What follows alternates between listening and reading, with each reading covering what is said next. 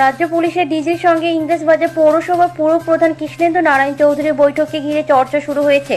শুক্রবার বিকেলে new circuit হাউসে প্রায় 30 মিনিট ধরে কৃষ্ণেন্দুর সঙ্গে কথা বলেন রাজ্য পুলিশের ডিজি রাজীব কুমার। এদিন দুপুরে পুলিশ সুপার অফিসে ইংরেজবাজারের টানা 6 বারের কাউন্সিলর তথা তৃণমূলের সহসভাপতি নিহত দুলাল সরকারের স্ত্রী চৈতালি ঘোষ সরকারের সঙ্গেও কথা বলেন তিনি। তারপরে কৃষ্ণেন্দুর সঙ্গে ডিজির বৈঠককে ঘিরে চর্চা শুরু হয়েছে। যদিও নিয়ম অনুযায়ী বৈঠক করা হয়েছে বলে জানিয়েছেন কৃষ্ণেন্দু। তিনি জানান, দুলাল সরকার খুন নিয়ে কোনো আলোচনা হয়নি। পৌরসভার রাস্তাঘাট, পার্কিং এই সমস্ত বিষয় নিয়ে ডিজির সাথে কথা হয়েছে। কিছু না, আমরা মিউনিসিপ্যালিটির ব্যাপার নিয়ে বলছিলাম, এই পার্কিং, যানজট এসব নিয়ে কথা হচ্ছিল। দুলাল সরকার নিয়ে কোনো আলোচনা হয় বলছি যে সিএম আসছে, আলোচনা হয়েছে আপনাদের না, সিএম এর ব্যাপারে আলোচনা করেনি। একজন বলুন, উত্তর দিতে ভালো লাগে।